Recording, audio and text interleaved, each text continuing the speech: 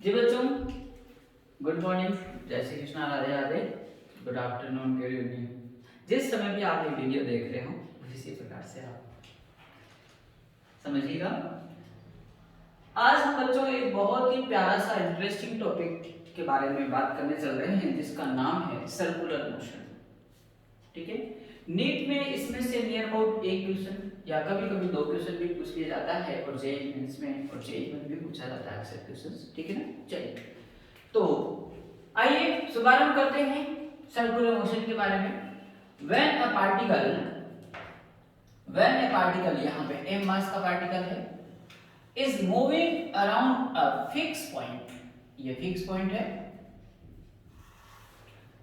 in such a way that its distance from the fixed point is always constant. ठीक है, then this fixed point is known as center of the circular path and fixed distance is known as the radius of the circular path and such type of motion is known as circular motion. बच्चों circular motion best example है 2D motion का। 2D motion जानते होंगे आप लोग, टिप्पा देखा। Motion को हमने तीन पार्ट में डिवाइड किया था, याद आया बचपन के दिन। 1D motion, motion along a straight line, ठीक है ना। 2D motion, motion in a plane, ठीक है, किसी प्लेन में मोशन हो रहा हो तो ये प्लेन है, ठीक है ना, फ्लोर भी प्लेन है, ठीक है देखा। और 3D motion, motion in the space, space के अंदर कोई मोशन हो रहा हो तो 3D मोशन। तो ये जो सर्कुलर मोशन है बच्चों 2D मोशन का एग्जांपल है। That means motion in plane, plane के अंदर होने वाला मोशन है, ठीक है। आइए बच्चों इसके रिगार्डिंग कुछ बेसिक डेफिनेशंस की बात करते हैं, ठीक है ना। Some basic definitions. Number 1, time period. Time period, time period is represented by capital T, बोले तो मोटा टी। टाइम पीरियड कहते किसे हैं बच्चों, देखो, it is the time taken to complete one revolution. एक पूरा चक्कर लगाने में जितना समय लगता है वह समय टाइम पीरियड कहलाता है, ठीक है ना। तो क्या दिखाने की आवश्यकता है क्या, वापस रिपीट कर दूं। It is the time taken to complete one revolution, एक चक्कर में जितना टोटल समय लगता है वह समय, वह टाइम क्या कहलाता है, बोलो टाइम पीरियड, जिसको रिप्रेजेंट करते हैं कैपिटल टी से। और बच्चों ये क्या है, स्केलर क्वांटिटी है। कैसी क्वांटिटी है, स्केलर क्वांटिटी, यानी डायरेक्शन नहीं होती है, ठीक है ना। इसकी यूनिट बच्चों क्या होती है, सेकंड, ठीक है ना, सेकंड, जिसका सिंबल एस होता है, ठीक है ना।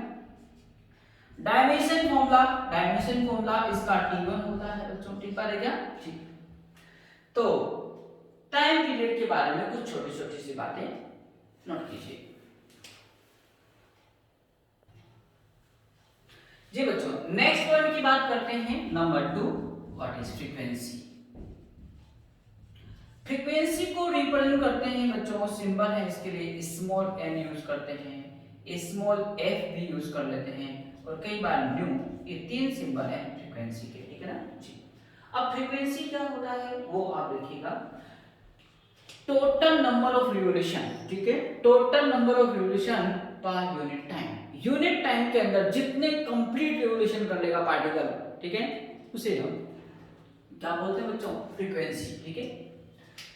तो total number of revolution per unit time, per unit time भी बोला जाता है, कई बार पर सेकंड बोल दिया जाए, मतलब एक ही ऐसा सिस्टम की बात करेंगे तो सेकंड लेंगे, पर सेकंड, ठीक है।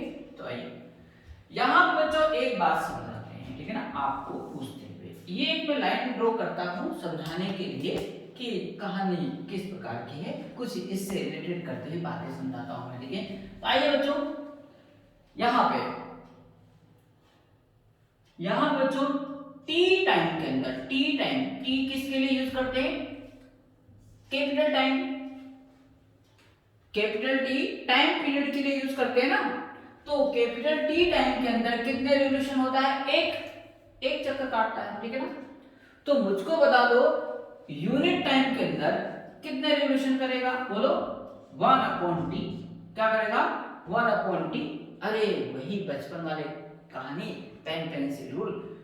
10 पेन का कॉस्ट 100 रुपीज, तो एक पेन का कितना होगा डिवाइड करते हैं ना, उसी प्रकार से टी टाइम में एक रिवोल्यूशन करता है तो यूनिट टाइम, यूनिट का मतलब एक होता है, यूनिट टाइम में कितने रिवोल्यूशन करेगा 1/t। और बच्चों यूनिट टाइम के अंदर जितने नंबर ऑफ रिवोल्यूशन करेगा और इसी को कहते हैं तू ही है फ्रीक्वेंसी।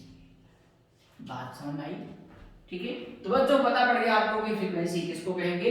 फ्रीक्वेंसी का हम फॉर्मूला लिख रहे हैं, स्मॉल एन सिंबल यूज कर लेते हैं इनमें से हम 1/टाइम पीरियड। क्या 1/टाइम पीरियड, ये लीजिए। तो small N is equal to 1/कैपिटल टी, ये फ्रीक्वेंसी का फॉर्मूला आ चुका है। ठीक है ना, तो अब जब फॉर्मूला आता है तो यूनिट और डायमेंशन फॉर्मूले की बात कर लेते हैं। ठीक है ना, आइए इसके बारे में लिख दें, ये भी स्केलर क्वांटिटी है बच्चों। ठीक है ना, नेक्स्ट पॉइंट की बात करें, इसका यूनिट क्या होगा 1/सेकेंड। ठीक है ना, क्या 1/सेकेंड, और क्या कर दो सेकेंड इनवर्स, ऊपर लेकर सेकेंड इनवर्स हो गया। ठीक है ना, और यहां पे दूसरी यूनिट आ रही है बच्चों हर्ट्ज, हर्ट्ज भी इसकी यूनिट होती है। ठीक है ना, सम अदर यूनिट के बारे में बात करेंगे, पहले इसको नोट करिए फिर बताते हैं जी बच्चों। अदर यूनिट ऑफ फ्रीक्वेंसी की बात करने चल रहे हैं आप। ठीक है ना, उसमें होता है आरपीएस, मतलब रिवॉल्यूशन पर सेकेंड। क्या है रिवॉल्यूशन पर सेकेंड। आरपीएम रिवॉल्यूशन पर मिनट। तो आपके माइंड में चल रहा होगा सर अगली बार आप आरपीएच लिखने वाले हो, रिवॉल्यूशन पर आर। ठीक बात है क्या? जी हाँ, कई बार केमिस्ट्री के अंदर इसको बच्चों आरपीएस को अपन बोल रहे हैं रिवॉल्यूशन पर सेकंड, सीपीएस भी बोल देते हैं साइकिल पर सेकंड, तो मतलब समझ आना एक ही है। ठीक है ना, चलिए तो ये यूनिट भी वैलिड है किसके लिए, फ्रीक्वेंसी के लिए। लेकिन एक अच्छी बात सुनो कि जनरली हम जब प्रॉब्लम सोल्व करेंगे तो वहां पर बच्चों जो यूनिट यूज की जाएगी वो आरपीएस यूज की जाएगी ज्यादातर। ठीक है, यानी आपके लिए मैसेज आरपीएम में हमको कोई वैल्यू दे दी जाएगी तो क्या करना आरपीएस में कन्वर्ट कर लेना। ठीक बात है क्या? जी हाँ। अब इनके बीच का रिलेशन क्या होता है वो हम बताने चल रहे हैं बच्चों, देखिएगा यहां पे देखो 1 आरपीएस को मैं लिखूंगा 1 रिवॉल्यूशन पर सेकेंड। सही मत है, इसी चीज को ऐसा लिखूंगा, पर का मतलब अपॉन लिख दिया। 1 रिवॉल्यूशन पर सेकेंड को मैं 1/60 मिनट लिख दूं क्या? हाँ जी, 1 मिनट में 60 सेकेंड होता है, इसलिए वो 1 सेकेंड को मैं 1/60 मिनट लिख सकता हूं। ये 60 ऊपर चला गया, 60 रिवॉल्यूशन पर मिनट आ गया, तो इसको क्या लिख दूं 60 RPM. So we can say 1 RPS equal to कितना 60 आरपीएम। ये आपको याद रखना है। ठीक है ना, यानी 1 आरपीएस इक्वल टू 60 आरपीएम होता है। ठीक बात है क्या? जैसे आइए सुनिएगा मेरी बात को। ठीक है, और जो जो बोलूं कोशिश करिए इमेजिन करने का। A fan is rotating, पंखे को देखो, fan is rotating about the axis of rotation with 120 rpm, 120 RPM से घूम रहा है ये। ठीक बात है क्या? यानी मैंने क्या दे दिया आरपीएम देके आपको फ्रीक्वेंसी दे दी, लेकिन ये आरपीएम 120 120 यूज नहीं करना है, इसको कन्वर्ट करिए किसमें आरपीएस के अंदर। क्या करोगे 60 से डिवाइड करिए, तो 120 अपॉन बोलो 60 कितना आया 2 आया, 2 आरपीएस इसको यूज करेंगे टू सोल्व द प्रॉब्लम। ठीक बात है क्या? यानी आपके लिए एक बात मैंने बोली कि आरपीएम में वैल्यू दे रखी हो, आरपीएस में कन्वर्ट करना हो तो 60 से क्या करना डिवाइड कर देना बच्चों। ठीक बात है क्या? जी चलिए नोट करिए फिर आगे बढ़ते हैं जी बच्चों। अगला पॉइंट स्टडी करने चल रहे हैं हम एंगुलर पोजीशन के बारे में। क्या होता है एंगुलर पोजीशन? जी वो एंगल ही होता है थीटा से रिप्रेजेंट कर रहे हैं, एंगल को ही कई बार एंगुलर पोजीशन बोल दिया जाता है। ठीक है ना, दोनों एक ही बात है। ठीक है बच्चों, यहां पे देखिए ये बात अपन कर चुके हैं कि पार्टिकल सर्कुलर मोशन कर रहा है, सर्कुलर पाथ पे मूव कर रहा है, एक पार्टिकल यहाँ पे है, इस समय इसका जो वेलोसिटी का डायरेक्शन होता है वो हमेशा अलोंग द टेंजेंट होता है। किधर होता है? Along the tangent. ठीक बात है क्या? यहाँ पार्टिकल बाय द वे आ गया घूमते घूमते तो अलोंग द टेंजेंट, यहाँ आ गया तो अलोंग द टेंजेंट, यहाँ आ गया तो अलोंग द टेंजेंट। तो direction of velocity of the particle गाना गाओ along the tangent, along the tangent, along the tangent, along the tangent. नहीं समझे क्या? क्या? तो याद रखिएगा किधर होती है velocity direction? Along the tangent. ठीक बात है क्या? तो आगे यूजफुल रहेगा ये पॉइंट छोटा सा, और छोटा सा है सभी लोग जानते भी हैं, लेकिन हमने रिपीट कर दिया सबके लिए। देखिएगा एंगुलर पोजीशन बच्चों, ये पार्टिकल है, ये घूम रहा है, बोले तो वो घूम्यो, नहीं समझे क्या? ये रेडियस, ये सेंटर, ये पार्टिकल एम मास को, सुना गया क्या? एम मास को पार्टिकल है, ठीक है ना?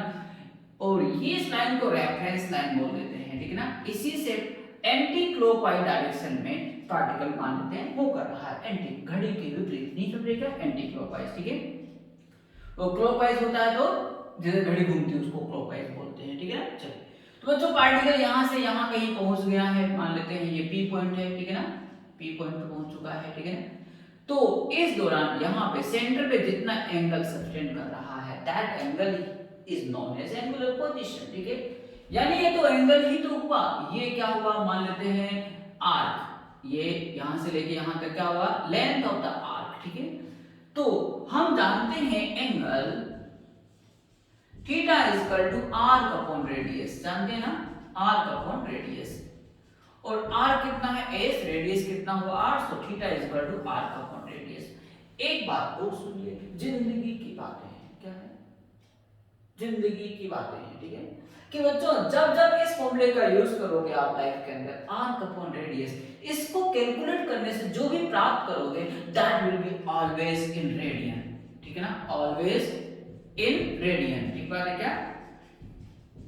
यानी आपके लिए मैसेज, इसकी यूनिट जो होती है वो रेडियन होती है। क्या होती है? रेडियन। ऐसा है सिस्टम में। डिग्री भी होती है लेकिन डिग्री को यूज नहीं करना है, रेडियन को यूज करना है आपको, ठीक बात है क्या? जी।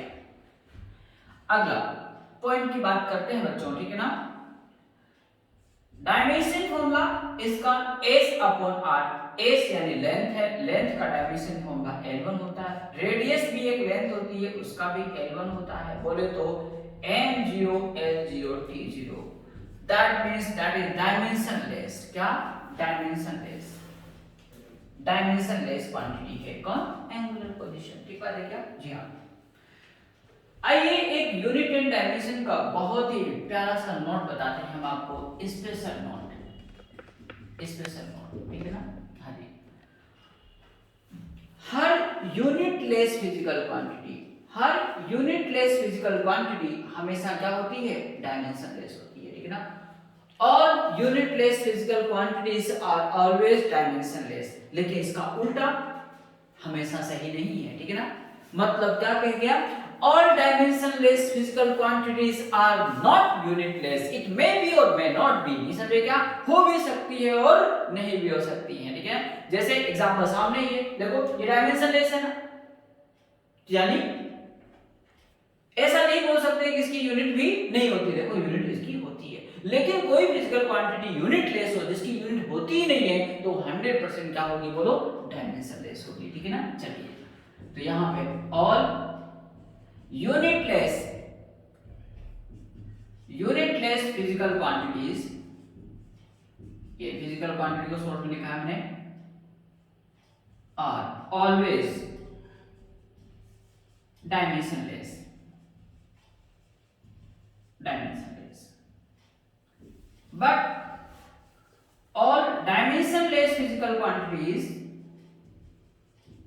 dimensionless physical quantities are not unitless, not unitless।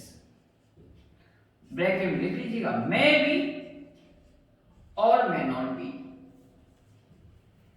ठीक है? समझ गया? मे बी और मे नॉट बी। इस एग्जांपल में हमने समझाया क्या कि यहाँ पे डायमेंशनलेस है ये एंगल, लेकिन बोलो यूनिट तो रेडियन होती है।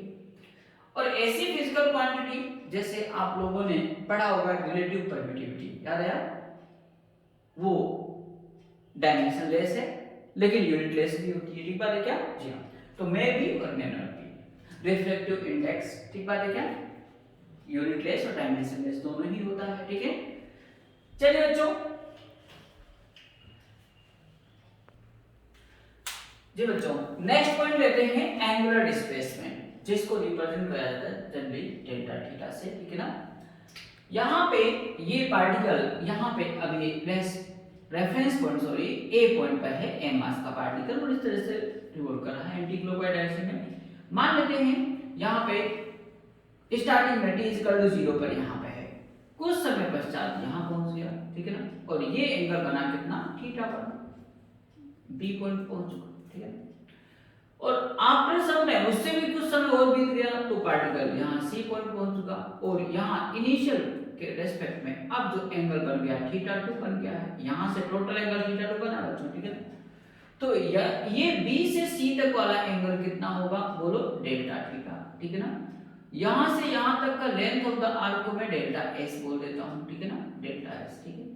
तो डेल्टा थीटा भी इनडायरेक्टली यहाँ से यहाँ तक का एंगल ही तो है, इसी को हम क्या नाम देते हैं, एंगुलर डिस्प्लेसमेंट। क्या नाम देते हैं, एंगुलर डिस्प्लेसमेंट, ठीक है बच्चों।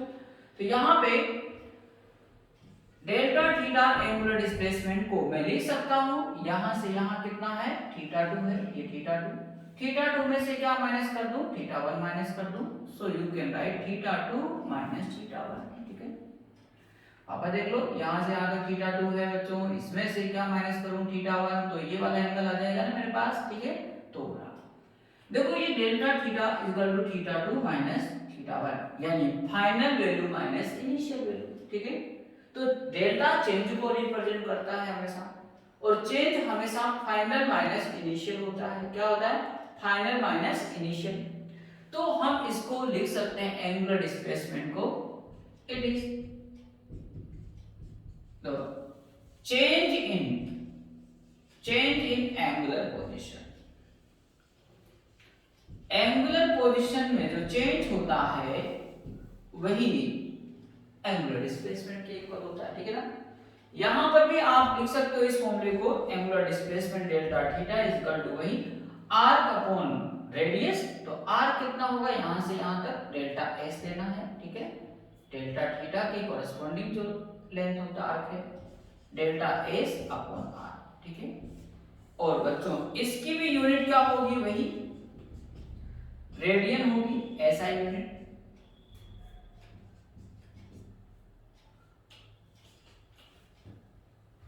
डायमेंशन फॉर्मूला कुछ नहीं, वही डायमेंशन फॉर्मूले के लिए लिखेंगे डायमेंशनलेस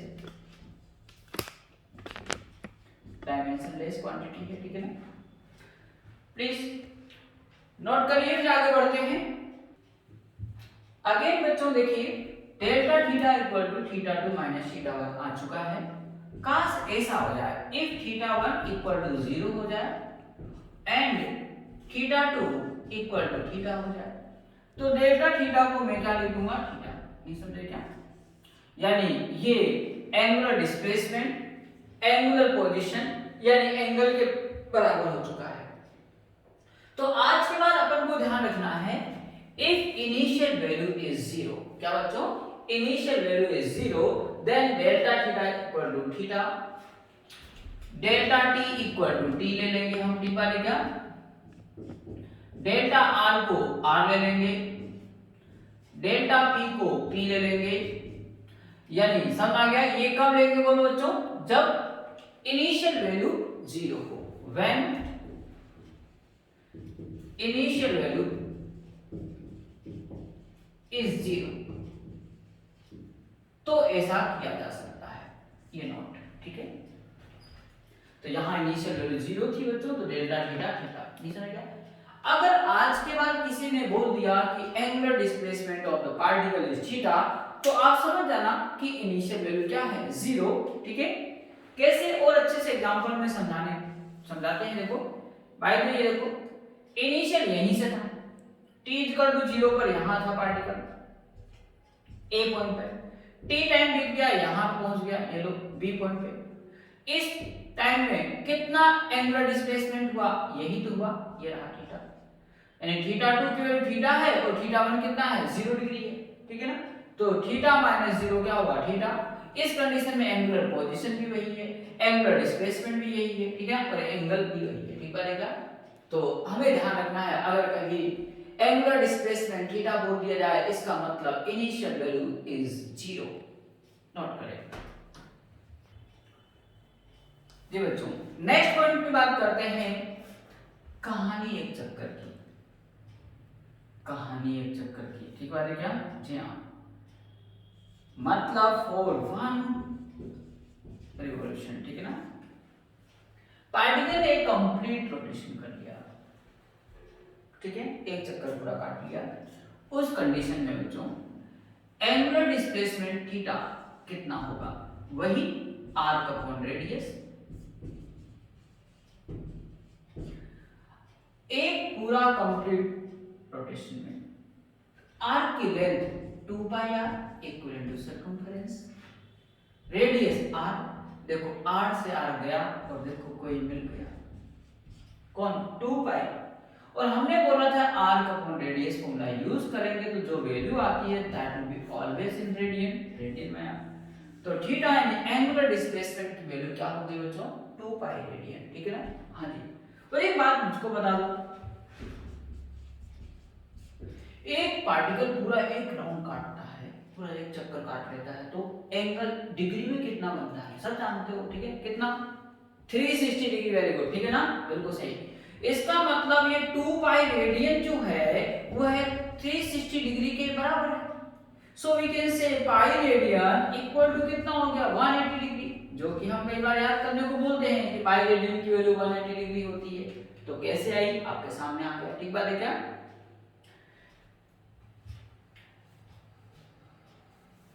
एंगुलर डिस्प्लेसमेंट एक रोटेशन के अंदर जो होता है वह तो 2 पाई रेडियन हुआ, लेकिन अगर मैं आपसे पूछ लेता ओनली डिस्प्लेसमेंट, क्या पूछ लेता बच्चों, डिस्प्लेसमेंट बता दीजिए, ठीक बात है क्या, ऐसे, तो ये पार्टिकल ए पॉइंट से चला और घूमकर वापस ए पे आ गया, तो डिस्प्लेसमेंट इस कंडीशन में क्या होगा बोलो 0 इन मैग्नीट्यूड, चलेगा। क्यों, डिस्प्लेसमेंट होता है क्या, final position minus initial position, ठीक है, इनिशियल यही था, फाइनल भी यही था, इनिशियल भी यही था, तो बोलो क्या आएगा 0। तो दो बातें, पार्टिकल एक कंप्लीट रोटेशन कर लेता है तो डिस्प्लेसमेंट तो 0 होता है, जो कि काइनेमेटिक्स में अपन लोग पढ़ते हैं, ठीक है ना जी। लेकिन एंगुलर डिस्प्लेसमेंट 0 नहीं होता, कितना होता है 2 पाई रेडियन होता है, ठीक है ना। तो अगला पॉइंट लिखते हैं हम फॉर n रिवॉल्यूशन, ठीक है ना, अगर पार्टिकल ने n चक्कर काट लिए, ठीक बात है क्या, इस तरह से, तो एंगुलर डिस्प्लेसमेंट तो क्या होगा 2 pi into n radian, but displacement जो होगा वह 0 होगा। लेकिन यहां बात ध्यान देने वाली बात क्या है, n की वैल्यू पूरा क्या होना चाहिए, पूरा नंबर इंटीजर, ठीक है ना। यहां पे लाइक 1 2 3 4 5 6 एंड सो इस तरह से नेचुरल नंबर होना चाहिए, ठीक है ना, यानी 1.5 नहीं होना चाहिए मतलब, ठीक है ना, पूरा पूरा नंबर होना चाहिए 1 2 3 4 एंड सो ऑन, तो ऐसा किया जा सकता है, ठीक है ना।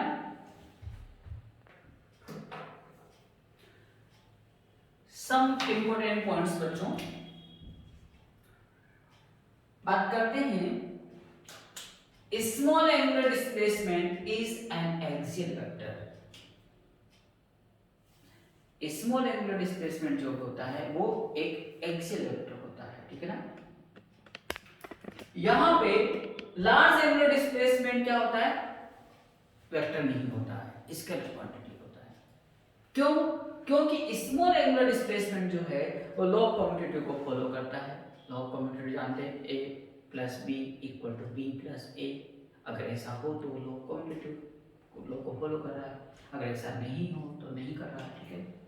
तो बच्चों स्मॉल एंगुलर डिस्प्लेसमेंट तो लॉ ऑफ कम्यूटेटिव को फॉलो करता है, delta theta 1 plus delta theta 2 is equal to d theta 2 plus d theta 1, ठीक है। वापस स्मॉल है डी, स्मॉल के लिए यूज किया d theta 1 plus d theta 2 equal to d theta 2 plus d theta 1, मतलब a plus b equal to b plus a हो रहा है। तो यहां पर ये कम्यूटेटिव लॉ को फॉलो कर रहा है, तो ये क्या है एक्सियल वेक्टर, वेक्टर है उसमें भी एक्सियल वेक्टर है बच्चों, ठीक बात है क्या।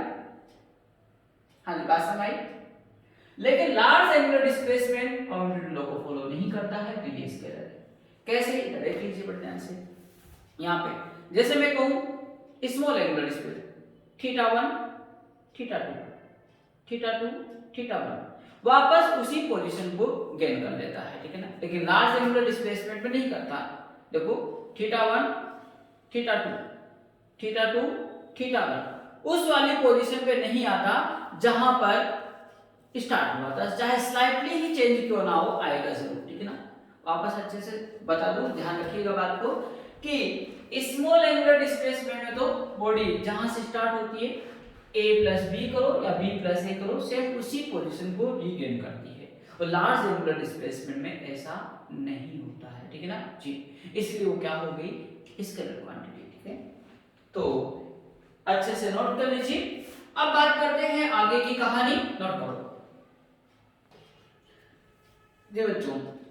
अभी हमने मालूम किया small angular displacement is an axial vector, ठीक है। तो अब ये एक्सियल वेक्टर क्या होता है? वैसे तो वेक्टर में इसको पढ़ा दिया जाता है, बहुत अच्छे से बता दिया जाता है, फिर भी यहाँ पर एक्सियल वेक्टर की भरमार होगी आगे चैप्टर में, जैसे जैसे आगे बढ़ेंगे तो हम इस पॉइंट को अच्छे से आपको क्लियर कर देते हैं। आइए, axial vector, these are such type of vectors which represent rotational effect in rotational dynamics. Rotational effect in rotational dynamics.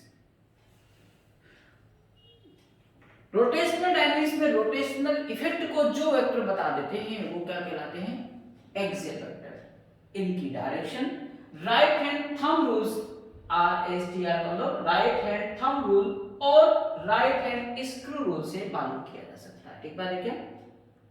हाँ नहीं, और इनकी डायरेक्शन हमेशा अलोंग द एक्सिस होता है, अलोंग द एक्सिस, या इसको कई बार along the axis of rotation बोल दो, एक ही बात है, ठीक है ना।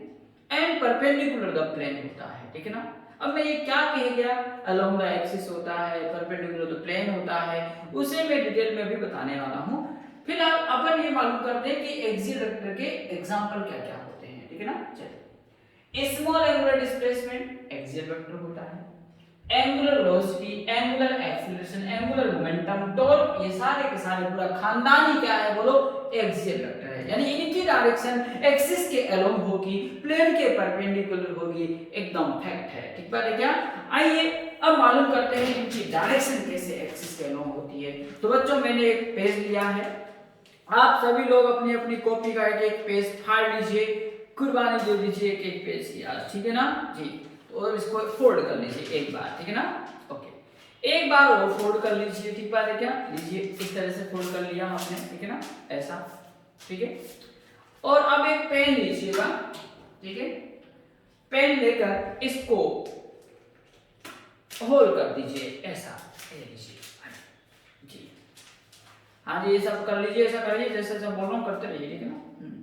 पॉज कर करके कीजिए, कोई दिक्कत नहीं है। अभी जैसा यहां तक आ गए, अब आइए आगे। इसको हमें लेफ्ट हैंड में लेना है, क्या लेना है?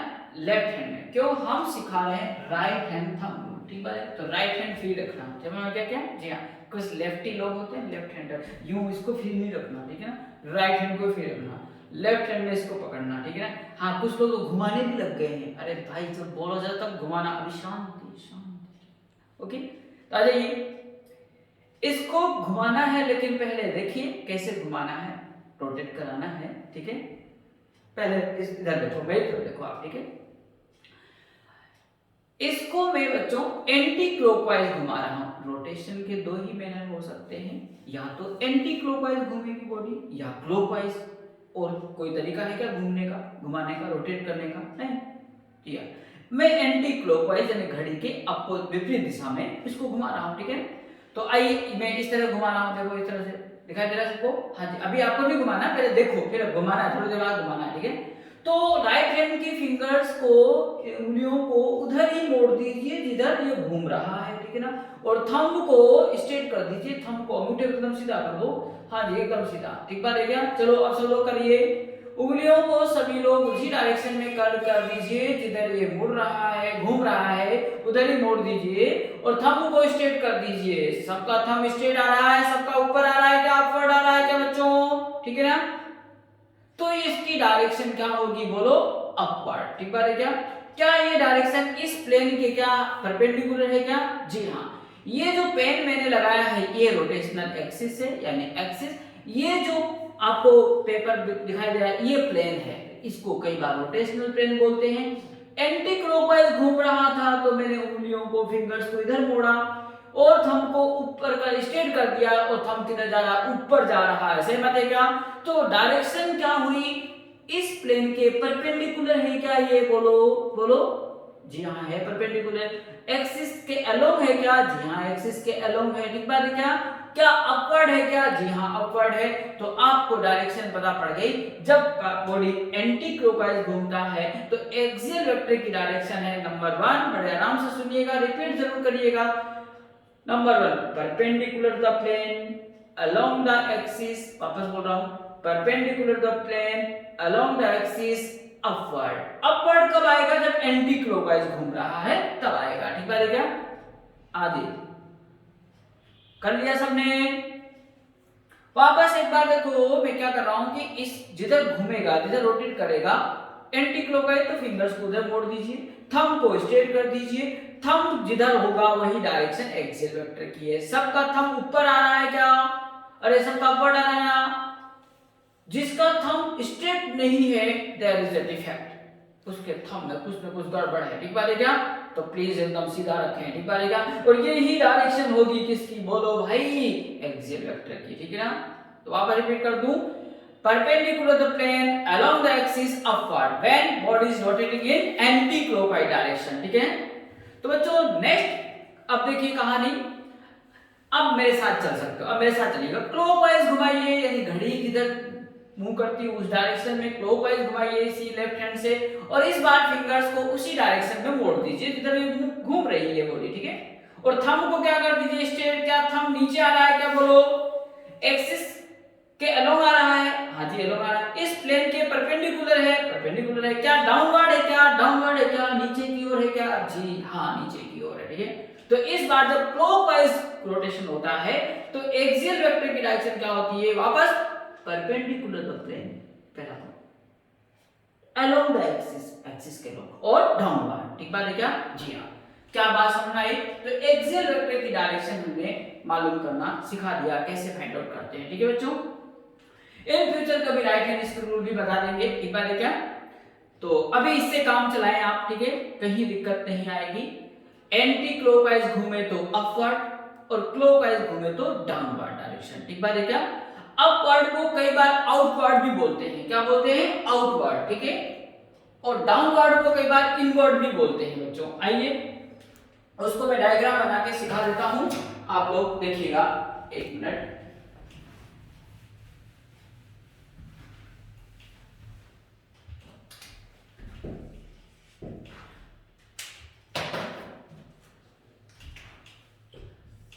यो प्लेन છે जिसमें पार्टिकल एंटी क्लॉकवाइज घूम रहा है। ACW का मतलब एंटी क्लॉकवाइज, और ये आपका एक्सिस ऑफ रोटेशन। ठीक बात है क्या? Axis of rotation. तो घूमेंगे तो किधर आ रहा बोलो? ये देखो मैं यूं घुमाऊंगा तो थंब किधर आ रहा है? बाहर की ओर आ रहा है। घुमाओ भाई, थंब बाहर आ रहा है, आउटवर्ड बाहर की ओर। ठीक बात है क्या? हाँ जी। एक्सिस ऐसे है, वो तो डायग्राम में बोर्ड में ऐसे लिखा है ऐसे एक्सिस। ठीक है ना? तो इस तरफ आ रहा है एक्सिस के लोग बाहर की ओर। ठीक है? तो ये ओमेगा वेक्टर की डायरेक्शन है। ओमेगा में तो एक्सियल वेक्टर होता है। ठीक बात है क्या? पूरा अभी बताया था, डी थीटा, ओमेगा, अल्फा, जे वेक्टर। जे वेक्टर मतलब एंगुलर मोमेंटम, टॉर्क, ये सारे क्या होते हैं बोलो? एक्सियल वेक्टर होते हैं। ठीक है? यहां पर जो डायरेक्शन ऑफ ओमेगा वेक्टर बोल दीजिए या एक्सियल वेक्टर बोल दीजिए, एक ही बात है। Axial vector perpendicular to the plane along the axis, along the axis, और बोलो upwards। upwards को कई बार outwards भी बोलते हैं, बता दिया था मैंने। outwards इधर देखा तो upwards आया था, बोर्ड पे जाके किया तो outward बाहर की तरफ आ रहा है, आपकी तरफ। ठीक बात है? चलिए अगर इसी कहानी को मैं क्लॉकवाइज के अकॉर्डिंग बात करूं, ठीक है बच्चों, तो क्या होगा आइए बात करते हैं। यो प्लेन છે, आपकी पार्टिकल क्लॉकवाइज घूम रहा है, सी डब्ल्यू मतलब क्लॉकवाइज पार्टिकल घूम रहा है।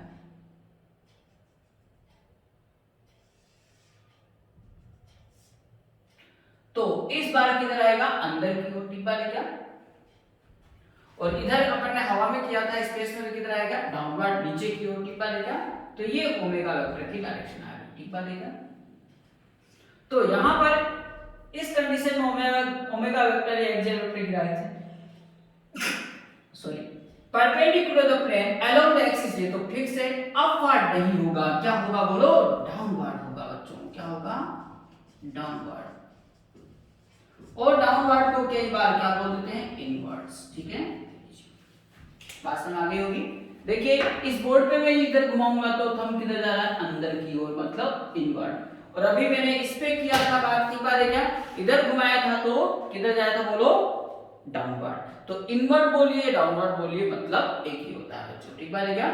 तो यहाँ पर आपके लिए डायरेक्शन फाइंड आउट करना हमने राइट हैंड थंब रूल से बताया, जो कि आगे के लिए बड़ा इफेक्टिव रहेगा, ठीक है ना जी।